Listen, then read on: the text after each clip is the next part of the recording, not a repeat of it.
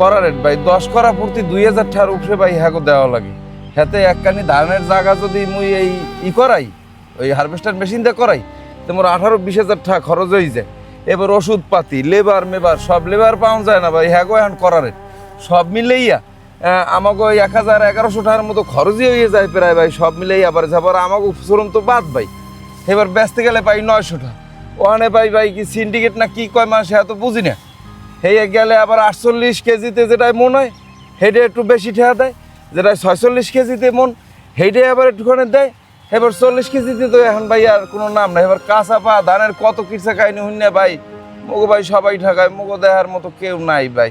ভাই তাহলে এই যে এইবার যে ফলন অনেক ভালো দেখলাম আমরা ঘুরে, কিন্তু আপনি বুঝাইতে চাইতেছেন যে আপনার বীজ থেকে এই যে রোপণ মানে ধান ফসল ঘরে ওঠা পর্যন্ত আপনার যা খরচ হয়েছে সেটা আসবে না, এইভাবে আপনি বুঝাইতে চাইতেছেন।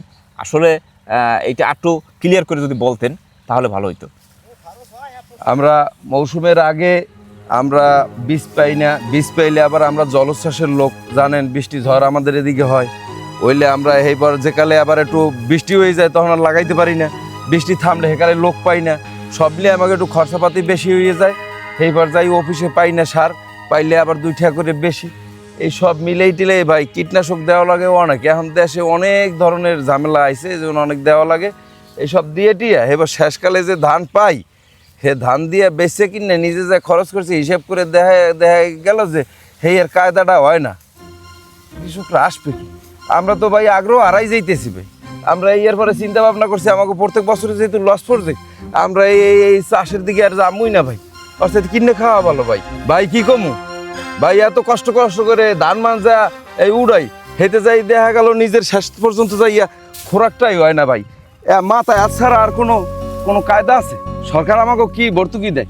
এই যে ধানের মনটা 900 টাকা কেজি দেয়, হ্যাঁ যেটা আমরা 48 কেজি ধান দিই সেইটাই আমাকে 1000 টাকা দেয়, হ্যাঁ নেয় তো 48 কেজি, হ্যাঁ মাফেরও আবার বলে এখন মনে শুনছি ভাই 40 কেজি মন, 40 শেয়ারে মন, এখন 48 শেয়ার দিলেও হেই পাইবে।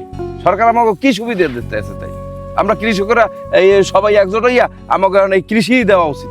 বাপদাদাই করে গেছে কৃষি, এখন হেলিকে করা লাগে নিজেও খাওয়ার লেগে আর পোষায় না, পোষায় না।